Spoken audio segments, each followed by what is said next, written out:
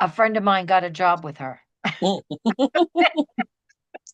that makes it easy. All right.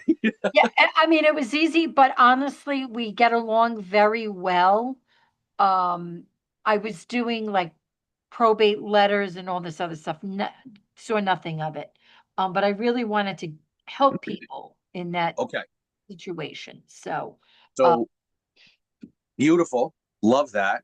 And this, again, is always my perspective. It never means I'm right. It never means I'm wrong. That is for you to determine and how you could take what I'm about to share with you and apply it. So okay. I jokingly say to people and answer at will, it's just you and I and Amy. So the thought process is this: what is common sense? Is common sense the 2-year-old little boy who walks in the middle of the street chasing his ball amongst traffic? Does he possess common sense? Oh, you're asking me if he possesses common sense? Yeah. What is common sense? I'm going somewhere with this. You'll see. Uh, I guess he's developing common sense. But he doesn't have it yet. No. Does the 10-year-old boy, should he possess common sense at this point and not run after his ball in the middle of traffic? Having three boys, I Like would say, half common sense. Not fully developed yet. In their 20s, I don't think if they still have common sense. But anyway, agreed. So I guess the point that I'm making using that as the example for the joke, and we're not talking about intellect or intelligence, IQ, none of that. Really, what I'm leaning into here is common sense is not common sense until it's taught. And then once it's taught, it seemingly is common sense. And someone that does not exercise common sense would be an idiot. Why would you run in the middle of traffic after a ball? What are you, nuts? You must be drunk. Don't you pay attention? Right. And I have 2 boys and a girl, so I understand what you're saying. But I bring that point to you because things I'm going to share with you right now are such common sense that you're going to bang your head against the wall and go, oh my gosh, why wasn't I doing that? And then the question is, if it makes sense and makes you money, what are you if you don't apply it? It's a joke, but think about that for a second, right? That's why I bring up that example. And I'm going to give you this one. You are a perfect example of applying something in a different type of way. Here's what I mean. What I teach people to do is read that sentence backwards. In other words, I get my business from my sphere of influence. I'm going to suggest you read that backwards. How about we start to influence our sphere? Here's what I mean. I want you to think about this now. 11 million in closed production. By the way, how many units is that? Because I don't know your location or volume. that was 16. Fantastic. Yeah. Absolutely fantastic. And again, I don't know we're weighing it against, but just generally speaking, the number of 16 is a very good number, right? So now I'm in Jersey. I think you're a former Jersey person, I aren't you? am from Morristown, New Jersey, exit 4 off the turnpike. Where are you at? I'm in Bergen County, over by the You're all the way up north. Okay, beautiful. So your loan amounts are much higher. yes. Okay. So here's the thought process. I'm going to ask a series of questions and we're going to dig deeper into influencing your sphere. Gang, if you guys have the ability to come on video, I would greatly appreciate it. It's just tough to talk to a bunch of blank Yeah. screens and names, if you can, right? Here's the thought process. Ask yourself this question or answer it. Is your professional life worth bragging about? Now let that settle in. It doesn't mean what your husband or wife or mom or dad or cousin says about you. Just let that settle in. Is your professional life worth bragging about? Here's the example that I'm building toward. There are 365 days in a year. Nothing I'm teaching you, it's just fact. And when you analyze how many times somebody bragged about you and brought you a client, are you happy with those ratios? In your case here, and I'm saying it respectfully with love, and I'm going to open up a door and an opportunity for you to make money. 16 times out of 365 days, you were bragged about by somebody. Think about that for a second. Let that settle in. My point is this. You didn't mention any of the 16 deals came from your accountant. Now, I'm going to make an assumption that you file tax returns. Is that a safe assumption? Yes, it is. Okay. So, Christine, the question is, why do you think none of the 16 deals came from your accountant? I only talk to him once a year. Okay. So, wait, Tax. watch this.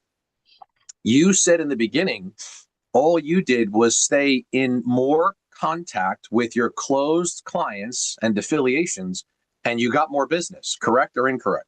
Correct. Okay. So now, three people, this is a nationwide statistic, three people out of every 100 are going to buy or sell real estate in the next 12 months. Now, with rates dropping and Trump repositioning companies to not be able to buy real estate, that number may go up. But let's just stay at three for the sake of a very conservative example. Here's the question I teach. How many clients does your accountant have? You Oh, probably don't know. I don't. Okay. Let's do this. I've been doing this for 20 years. The average accountant has 300 clients. If he has 300 clients, that means 9 people out of his book of business are going to buy or sell real estate this year. 9. That doesn't count for the people that are getting divorced, relocating, or dying. Mhm. 9. And then you multiply that by the amount of years you've been paying him. 2 years, 5 years, you can do the math. And you realize all of the missed opportunity because you're not influencing your sphere. You're getting your business from your sphere of influence. Enormous difference. Here's the example. One of your clients may know somebody that's going to buy or sell this year. One of your clients, maybe two of your clients, well, to the tune of 16. But the difference is this. Your accountant is about to sit with 300 of his clients in the next 60 days, 90 days. Mhm. He does your tax returns. He knows what you do for a living. He Right. knows what people are doing, and yet he's not thinking of you at Got. all. At all. So the point that I'm making here is twofold. Again, letting this settle in. Is your professional life worth bragging about? The numbers tell the story, not your emotion, not your W-2 or 1099. So I would argue to say that your accountant doesn't think your business is worth bragging about because he's not. Think about it. He's not.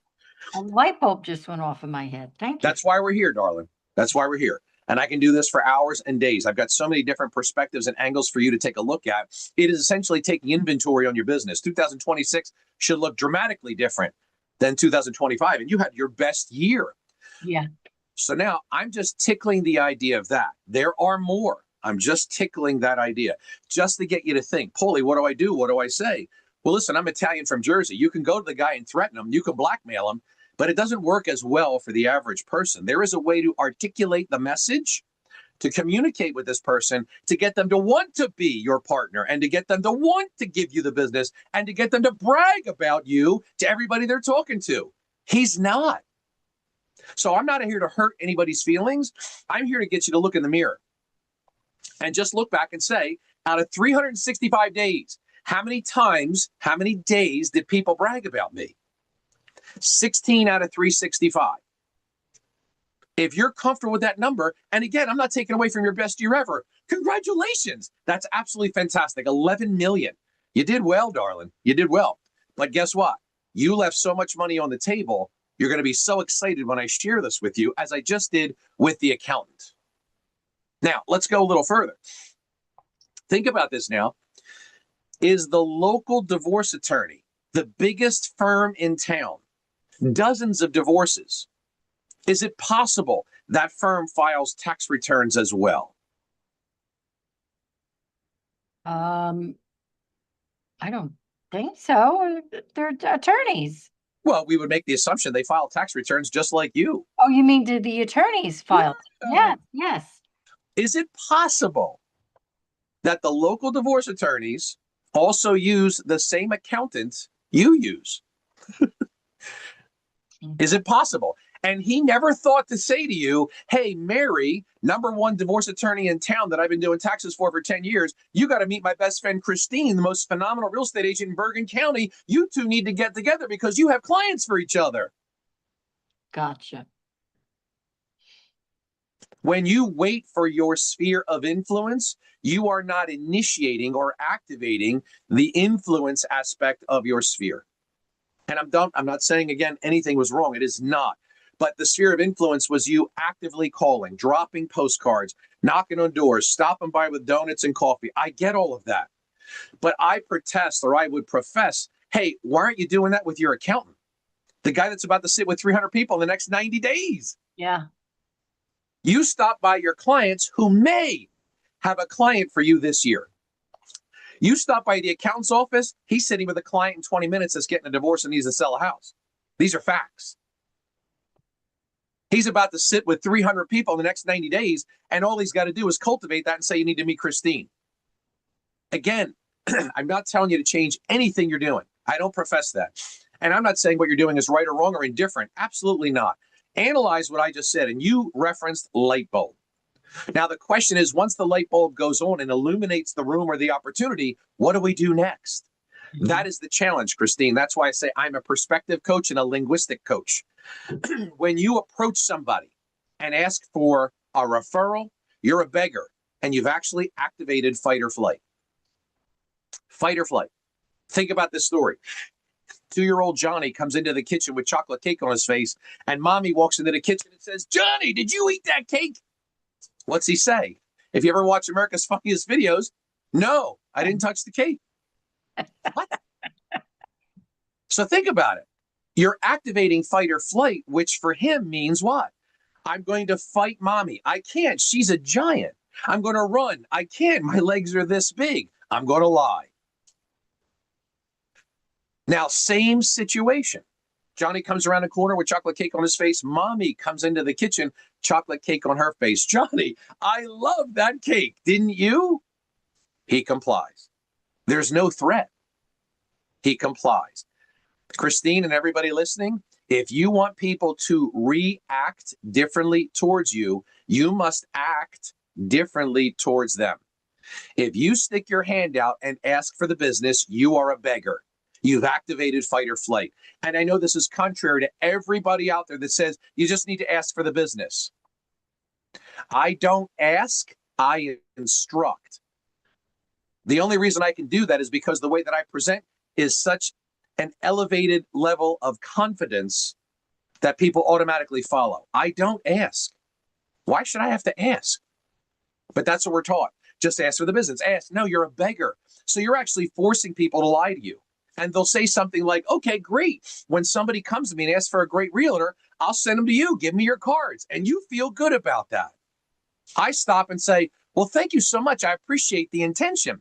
Let me ask you this question. In the last week, has anybody come to you and asked for a great realtor? No. The last month, has anybody come to you and asked for a great realtor? No. How about the last 12 months? No. I know that because if they did, you would have already sent them to me. So what you just said doesn't work. You're unintentionally lying. Don't do this with your friends. I'm sharing it with you because you came to this call. I need you to understand something. It doesn't work. It's almost icky to ask for like business. Absolutely. Absolutely. Until you've created such an environment that they feel compelled to give back to you because what you've given to them. You must set the stage properly. Frame the environment or the environment will frame you. Okay. Does that make sense? It certainly does. Let's go further. Christine, I would ask you at this point now, just 10 minutes and 15 minutes into the call, think about this now. We have never met before, ever. I've shared something with you that will alter your life and your bank account for the rest of your professional life. You need to implement it, and I'll teach you how to do that. But think about coming to a call, 10 minutes, boom. I got strategies I'd never thought of or heard of before. Would that allow me to have a more intimate conversation with you and maybe you and I making money together? Yes or no? Yes. Okay.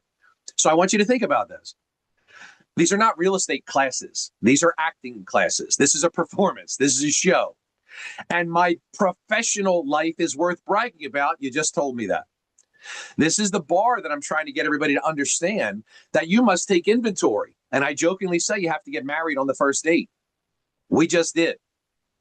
That first line of communication needs to be the information needs to be delivered influentially that compels someone to want to do something with you. This is very strategic and very tactical. I teach linguistic execution, words and death. Words and death. You're either killing it because of the words you're using, or you're getting killed because of the words you're using. Sticking your blank hand out, asking for a referral, is creating anxiety in the other person. And then you wonder why they don't respond. You did that. There is an approach that works 100% of the time. And I'll share that with you. Many of you are primarily here trying to break into the senior space. Let's do some math. I'll show you how easy this is. Let's use Christine for the sake of this example, who had a magnificent year with 11 million closed, 16 clients. So let's do some math.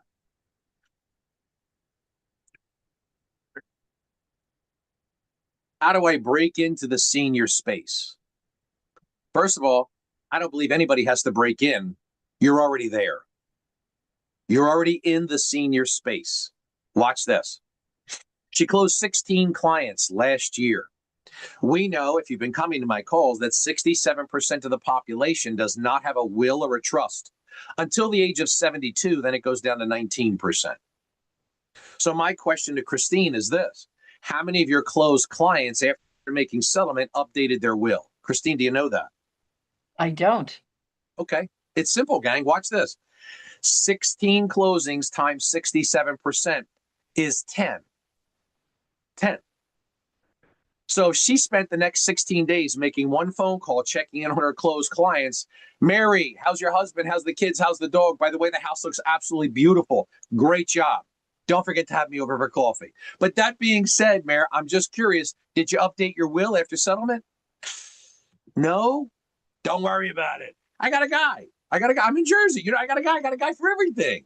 I'll protect you. I'll take care of you. I'm going to introduce you to my guy. He's going to give you an education, show you how to protect your family, your stuff from the government.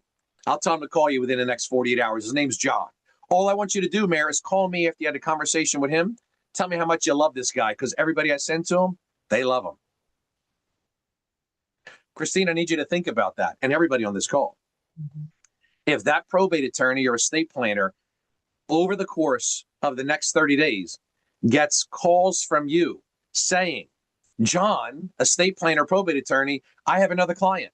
3 days later, John, I have another client. 2 days later, John, I have another client. Can you imagine what that must feel like for that attorney?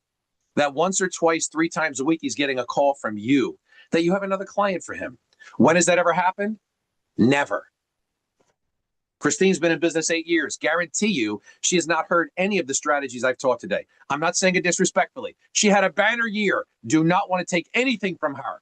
My point is, my goodness, she's left so much on the table unknowingly. Unknowingly. She wants to get into the senior space. It's as simple as this. The reason you're not getting business from estate planners and probate attorneys is because you're not giving business to them. Right. I just taught you how to bring business to them. Yeah. One phone call. This is influencing your sphere, not getting business from your sphere of influence. You already know how to do that, Christine. You don't need me for that. You need me to break into the other aspect of the business that's been laying dormant, and has more business than your sphere. Because we're going to take that factor and multiply it. Accountant, estate planner, probate attorney, financial advisor, photographer, home inspector. The list goes on. That's influencing your sphere. So if you just took a look at your business and said, okay, I invested X number of days, hours, months, weeks, how many phone calls, how many postcards, if I duplicated that into the professional aspect of my business, oh my goodness, I'm going to need help.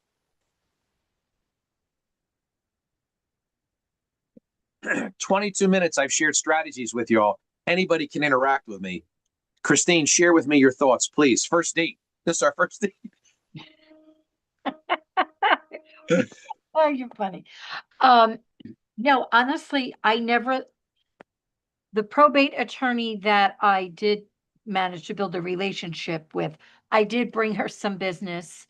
And she, it's like a reciprocal business. But talking with, like you're saying, to all the other people that are in a transaction that you deal with, I forget to even consider them, asking them so-called for I business. don't ask. I don't ask. That's the difference. So keep this in mind. And this is the first time you're hearing this. So as much as it is like I call it fireworks, ooh, ah, like the light bulbs. This is fantastic. It doesn't mean you implement overnight. I would encourage and suggest you might need the training wheels on the bike a little bit longer than one session. And believe me, I have never seen an 18-year-old kid with training wheels on his bike. Eventually, you take them off. But in the beginning, don't let just hearing this be like, okay, everything is transformed. Your vision may be, but the application of the concepts, we might need to hold each other's hand for a little bit. And I say that because 20 years doing this, I need to hold somebody's hand doing this because I see things differently. I communicate differently. I articulate the message differently. I don't ask, I instruct. And that's a transition of confidence. Now, with that being considered, when you said reciprocal with the probate attorney, you met that person because a friend of yours works there. Now, the question is this: how many probates does he do a month? Think about it. You might get a client or two, but it's not intentional. It's not strategic. It's happenstance. I can't make my mortgage payment on hope.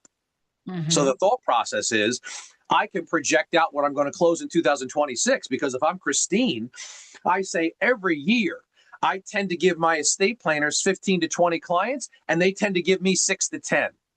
Every year I give my photographer this. Every year I give my financial advisor this. We're holding each other accountable to contribute to each other's family, bank account, and business. It's not happenstance. It's strategic. You all should know how you're going to do in 2026 before it starts. And then we make revisions as we go. I'm not getting enough business from my photographer. Something's wrong here. I've given that guy 8 photo shoots. I got to sit down with him. Do not beg for a buyer or seller. You're activating fight or flight. How do you articulate a partnership, a reciprocal partnership, with intention and strategy? That's what I help you with. So these 30-minute calls are to pepper you and say, okay, if this makes sense, engage with me more. If it doesn't, don't come again. Go to Felicia and Corey's call. They do something very different. So you see, I'm all about this type of reciprocity in the linguistic approach of building your business. Fantastic. Yes. Christine, does it make sense to give me your cell phone? Sure. Go ahead. 201-450-6377. I'll text you in a little while. Maybe we'll pick up this conversation later today and just chat a little further to see if it makes sense for us to continue to do stuff together. Is that fair? Yep, that's absolutely fine. It was really nice meeting you, even though I didn't get to see you. Yeah, I know. For some reason, this video doesn't work. Sorry. All right. Julie Keel, haven't seen you here. Any questions or thoughts? Good morning. Good morning. I'm in Pacific time, so I am not camera ready. Well, I'm glad you made it. I'm glad you made it. Any thoughts or questions about what I shared? No, it's really fascinating, and I appreciate the little nugget there, especially with the influencing your sphere, and instead of okay, so now I'm confused, but I got the gist of it. In fact, so much so that it is a huge nugget, and I was just really grateful for that. Thank you. You're very welcome. So jokingly, and I'll say this, I don't give nuggets, I give the whole chicken. And then we're how to slice the chicken. Then we learn how to make it nuggets. I'm pouring into you in a way that you just haven't heard before. I don't want you to come here and be like, oh, that was really good, and then let life pull you away and do nothing with what you just heard. You literally could make one phone call to your accountant and your financial life is altered. The trajectory you're on is altered. I've been pushing for this with all the private coaching students I have. The months of November, December, January, I prep them, help them build those reciprocal partnerships with their accountants before they go away for tax season, because then you're not going to see them for 3 to 4 months. So we need to prep them before they go away, so they're thinking of you the entire time they're away.